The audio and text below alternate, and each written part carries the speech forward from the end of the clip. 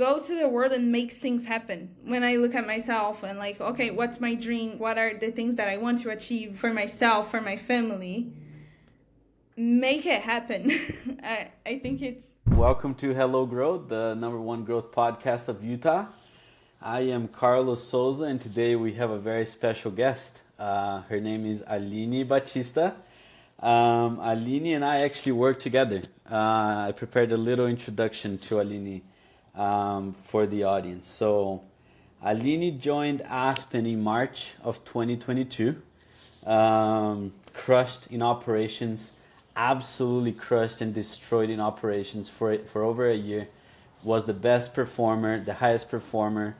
And I was very lucky that she wanted to move over to sales. So about a year ago, Aline moved over to sales and started as an SDR.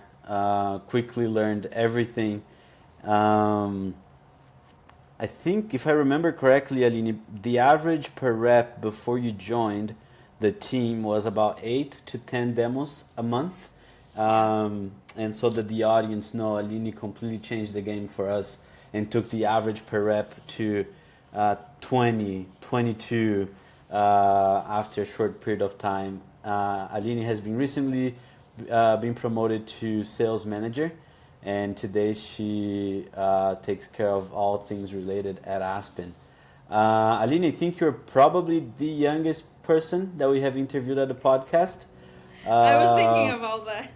The first woman that we interview, and the first online virtual interview that we have ever done. So, look at that. What can I say? I like to do things differently. you like to do things very differently, and I am very grateful for that. Aline is an absolutely fearless leader, and I was doing some quick math before the podcast, Aline, and I believe under your leadership, so since you've become an SDR manager at the beginning of the year, I think that the people under you, the team under your leadership, has generated about $1 million in lifetime value for the business.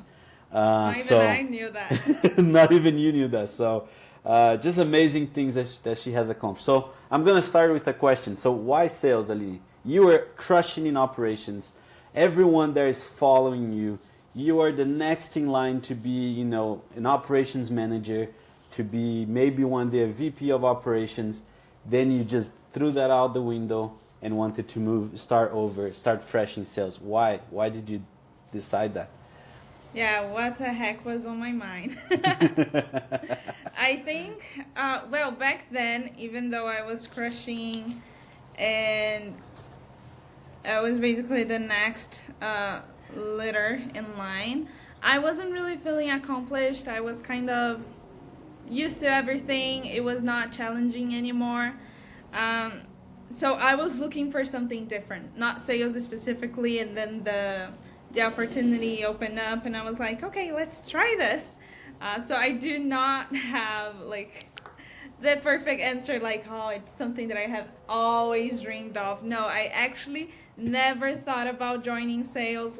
2 years ago, I would not say that I would be where I am, but I'm glad, because the reason why I stayed is not the reason why I came. Tell us more about that. Yeah, I came and I was because I was in a position where I knew exactly in operations, I knew exactly what I had to do, all my tasks, and I was the very best at it. I came to sales and I was a junior SDR, figuring out stuff, did not know anything about the industry, never did sales in the past, so it was a difficult beginning. I stayed because it really makes me feel successful. It makes me feel accomplished, and because I love the money. I love the commission. But it's not because because when I came, I was not even I did not come to sales for the money. I knew that there was potentially I would make more, but I was I'm not even sure if I'm gonna be good at it. So I was not creating hopes but definitely it's something that made me stay. You tasted the waters of commission. The Uh, waters of commission, and there is no going back after that. After there's you no. taste that, there is no going back. I love that. And I remember early on when you joined sales, I remember you saying this. And I think we were in a meeting and you said, Carlos, I am not motivated by money. And I just remember hearing that. And I was like, I don't know if you're cut for sales then, if you're not motivated by money. So I'm glad that things have changed. Oh, And definitely, definitely. so tell me a little bit about that beginning. I remember you shared with me a few times where I actually didn't know that, and I wish you had told me then. But you know, there were some really hard days at the beginning when you joined sales. Even there was some crying, crying at night, crying on your pillow at night. Tell me about those difficult days. What made them difficult, and how did you keep going? Okay. So immediately when I came to sales, I started getting results. I was like scheduling demos, and I broke the record in my first month. So looking outside, it seemed like everything was good, but I was not feeling successful. It was not the change that I thought it was going to be. So I would go home, I would cry, and then I would talk to my husband about like quitting, and going back to operations, because what the heck? Why am I doing this? I also, yeah, I thought I was gonna be an account executive right at the start, and that did not happen, and that was really difficult for me. But I put my head down and worked. It was like that, even though like I was having some really good results, and I was already making good dollars on my commission. I I stayed because I got promoted to lead SDR back then, and I got one team member that really helped me, and I realized that, of course, I love sales. I love the sales industry, and I love that. But yeah, I love leading as well, and I think I love leading more than I love working with people, and I think that what made me stay. So for the first 3 months or so, it wasn't really my cup of tea. I was doing really good, like my performance was good, but yeah, I thought about quitting multiple times. What? So you said that you became a lead SDR, and then you had one person under you, and that kind of you found some passion in that. You enjoyed leading people. Um, I am interested in the. You said that you put your head down and just kept going at the beginning in those difficult days. Um, was it a you wanted to prove something, or what made you put your head down and keep going? A lot of people would have just moved back to their comfort zone or quit.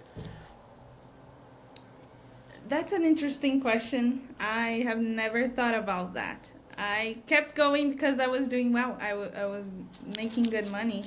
Um, and I also, I thought like, okay, even though I may not be the obvious choice now, if I keep working, keep doing a good job, I might be a good option in the future for something more than just this. For people who are listening to the podcast and are maybe going through those difficult days right now, they just joined sales. They're having those tough days and they're hearing a bunch of no's, and they might not be in the position that they want to, like you wanted to be an account executive, but you were an SDR. Um, what do you tell them? What do you tell that person that's in those difficult days right now? Um, Very curious to see what you would tell them. Or what do you tell your team when they're having those difficult days? Okay.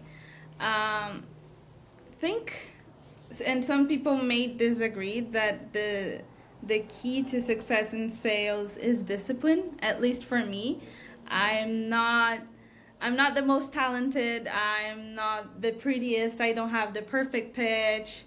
Uh, but I am disciplined. I'm able to put the effort day in and day out, and that is tough. So I would tell them that. Yeah, keep working hard, and opportunities will come. And yeah, I think that's it. That's my honest advice. I think that's great advice. I would probably give the same piece of advice because I often feel like when I join a new team or when I'm putting a new role, I am not that guy that will, just come in and shine and just like blow everyone out of the water, at first. Or I'm rarely the smartest person in the room, but if there's one thing that you can count on me for is in and day out, I'll be there, and I'll be always figuring out a way to do more and to do it better. So I think that's why I think we work really well together, and I think I see a lot of me in you, and vice versa in terms of. Oh no. I'm sorry to say that, but I think that's it. Like you, when you first joined sales, even though you broke a lot of records in your first month, what really set you apart from everybody else was the fact that you not only at your work, but also outside of work, you were always sharpening your craft. You were always working on your skills. You're, I knew that I could count on you for 8 hours a day, 10 hours a day, that you would be there calling, emailing, and you would be doing everything and more. Um, that is a really rare skill, and I think you are one of the one of the hungriest, most hungry people I've ever met. What do you attribute that to? Like, where does that hunger come from? Okay, I do. I think Before that. you answer that question, I think I told you this, but I think I only know two people. I know of three people in my life that have been able to triple their income in less than 12 months, and you are one of them. So, and that's because of this discipline that we're talking about, and and that comes from, I don't know, a certain hunger that I see in you. So I'll let you answer that question now. Okay. This is such a difficult question. It's hard to point out one thing that drives me and keeps me motivated to do more, more, and more. Definitely, I know that to in order to achieve my dreams, I need to work hard. There is no way to do it without working hard, and I do not believe in taking advantage of orders or taking shortcuts to success. I think success comes from hard work, and yeah, work hard, work smart. Maybe you don't know how to work smart, because I'm also not the smartest person in the room most of the time, but uh, I'm able to put that effort in. Definitely, um, my husband, my family, they motivate me a lot. I want to have a fulfilled life with them, and achieve all of my dreams. And I believe that in order to do that, I need to work hard. And I'm the kind of person that doesn't matter what you need me to do, I will get it done. Impossible mission vibes, but like, I do not say no to a challenge. I look for ways, and if I don't have the ways, I look for ways to get my ways. I just Oh, I know. yeah, I find a way to get done. I just find a way to get done. I think that's I don't know how to explain and to translate this. I just do not give up until I get what I want. I love that. I do. I absolutely love that. Um, I want to kind of shift a focus a little bit to one thing that I've met very few people in my life who have the ability to communicate fearlessly the way that you do. Um, when you've fired people, you've put people on plans before, you have difficult conversations with the reps that respond to you almost on a daily basis because you have a few people responding to you. um, what what's your thought process before going into a difficult conversation, and how do you do it? Okay. To be really honest, I do not have a thought process to jump into a difficult conversation. When I know I need to have a difficult conversation with someone, I just go and do it. But I mean, there are a couple of things that you need to double check um, before having those type of conversations. I think the first thing is, am I mad, or is this something that actually is worth bringing up? Um, Also, seek to understand and to be understood. I think that's something that people always say, and it is so true. And I honestly care. Like for my team members, I honestly and genuinely I care about them and about their lives. I know them. I know the things that they like. I know their hobbies. Like if they tell me on a Friday they're gonna have a games night on a Saturday. On Monday, I ask, hey, well, how was the game night? You know. So I think they feel that I genuinely care about them and about their success, and it's just easy to have difficult conversations when you have that genuine feeling for their success. And that is what makes it easy for me to handle those type of conversations. Of course, it's not like the easiest thing on earth, but like it's hard for me. It's harder not to say it than to say it because I genuinely care and I genuinely want that person to succeed. Um, so I think it's also, yeah, it's also what makes the outcome out of the conversation be good, because it's not about, oh, okay, so we're having this X, Y, and Z problem with your performance and we need to get better, so let's plan on doing this and that. It's actually, okay, like, let's make this happen. Yeah, I'm here for you, and this is the plan that we have. How do you feel? Does that answer your question? That answers, yeah, that does answer my question. I really like the fact that you said that it starts with caring. Um, I remember I was in a conversation once, and we asked this person, "Hey, what's your leadership style? The carrot or the stick? Like, what do you use to motivate people? The carrot or the stick? You know, the famous Yeah.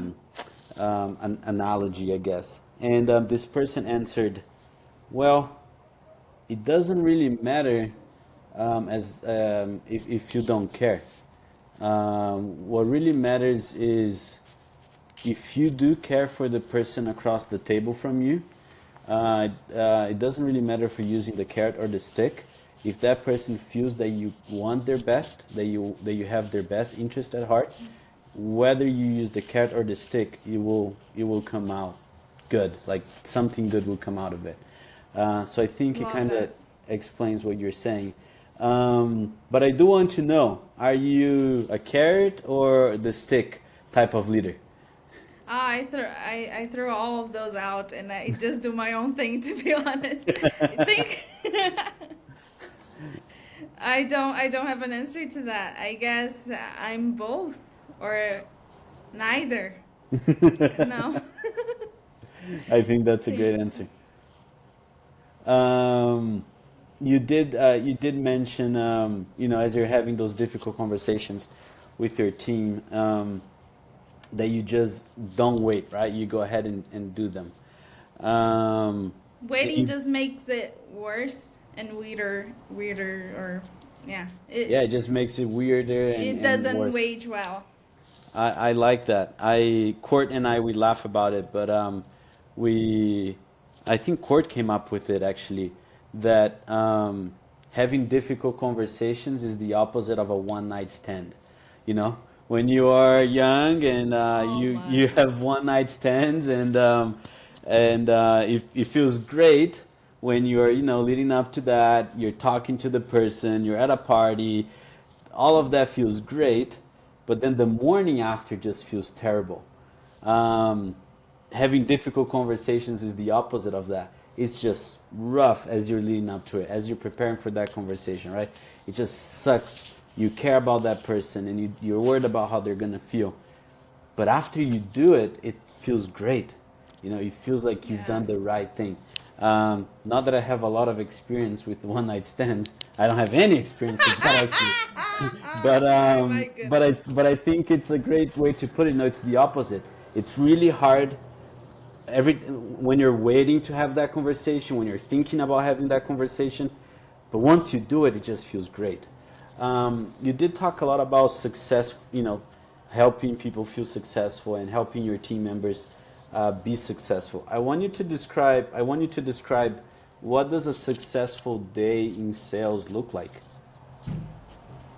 Whoa. Okay. Uh, And I'm totally putting you on the spot with that question. Did not prep you for this. yeah, yeah, you did not prep me for this. I think it's a day where you did all of your tasks. I wouldn't say, of course, those days where you close deals and you schedule a bunch of demos, they feel great. But I wouldn't say success is just on those days. You know, I think on the days that like you came into work, you were not really feeling it, but you put your head down and you worked and you did everything you needed to do, and you got it done as best as you could. I think that's a successful day as well. So a day where you worked and you feel tired. When you feel tired at the end of the day, it means that it was a successful day. So maybe not so related to the results, but to the energy that you put Yeah. in and what you gave in to work that day. I really like that. I want to ask you the opposite of that question. What's been the most difficult day in sales that you've ever had? Okay, my first 3 months, So one long day one long day. that lasted for 3 months. Okay, I think because in sales it's not for everybody. Not everybody's passionate about it, and that's okay. Um, of course, everything that we do, I do believe that everything that we do, even if it's you're not doing sales, is sales related, selling yourself and all of that. But if you're not in that department and you don't like it, it's fine. Um, but I think, yeah, I do remember about a day that I was like, it was in my first month or second month. Oh, this one is good because first month I broke the record. Everything was great. Ah, Aline is a star. Oh my goodness. And then the second month was like people had the expectation, you know, like Aline is the new standard. She gotta live up to the standard that she put on herself, you know. So yeah, and I was having like a terrible week. It was not even a day only, but it was like I was putting effort day in day out. Nothing was coming out of it. I had this day where like people were hanging up on me, and people were ghosting on the meetings that I scheduled. It was just terrible. Like I was not getting any sort of results, and it's hard. And then I was crying after work and talking to AB, my husband. I was like, maybe this is not for me. I don't know. I'm a month in.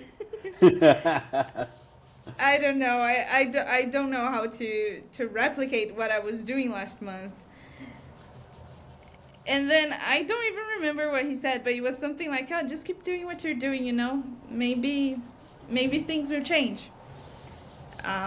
And then on the following day, I broke the record of demo scheduled in a single day. Back then, I think now we have a new record with Tucker and Thiago and my other team members going crazy. But like, yeah. So maybe I think sometimes it can feel like a roller coaster. But just the effort day in and day out, and things will eventually happen. But I do remember about the day, thinking about one of the many days that I thought about quitting on this in those first 3 months. You it's so funny when I hear that story because everyone just thought that you were doing so well that I would never think that you were crying, that you were having difficult days like that. You went from being a junior SDR to a sales manager, my right hand, in less than a year. Um, for people who are having those difficult days, like they're in the trenches. Maybe they're listening to this podcast at 1 p.m. after people hung up on them the whole day. What do you tell them? Just how to overcome a difficult day. I don't know. First, don't be a crying baby. Or cry if you have to. Think it all comes down to discipline for me. There is no secret sauce. Keep putting the effort. If you lack on effort, everything's just gonna go downhill. Oh, I do have a lot of intent on everything that I do. I'm not doing it for the sake of doing it. I'm doing it for the intention of making it happen. So I would say that as well. Like, do a quick self check. Are you doing things just for the sake of checking a box, or do you have the intention? Like, when you are making those cold calls, do you have the intention to talk to someone? Do you really want to talk to someone? Or are you just hoping to go to voicemail and leave a voicemail? Or like, when you go to that demo, are you like, do you want to connect with that person, understand their pains, or are you just want to do your own presentation and hopefully they will want to move forward? I think doing things with a lot of intention. Sales is relationship, so connect with people and in a genuine way. I think people feel that as well. It's not just about the clothes, it's also about the person on the other side and their pains, and if what you are offering is really the solution that will solve their pain. I really like that. We have recently learned about a term that I think we all fell in love with, which is commission breath, right? Customers can feel that you just have commission breath, that you're there, you're making the phone call, you're on that meeting just because you want to close, move on, and get the commission, right? So I really like the fact that you talked about being genuine, building relationship, connecting with people, and focusing on that energy, on that intent. One last question for you, Aline. This has been, I really like how practical this podcast has been. Two questions for you, actually. Well, three. Oh my. Three, one more now. They kept multiplying it. What's your why? What gets you out of bed? Oh, tricky. If I was on my desk right now, I do have a notebook with like 5 pages long of my why.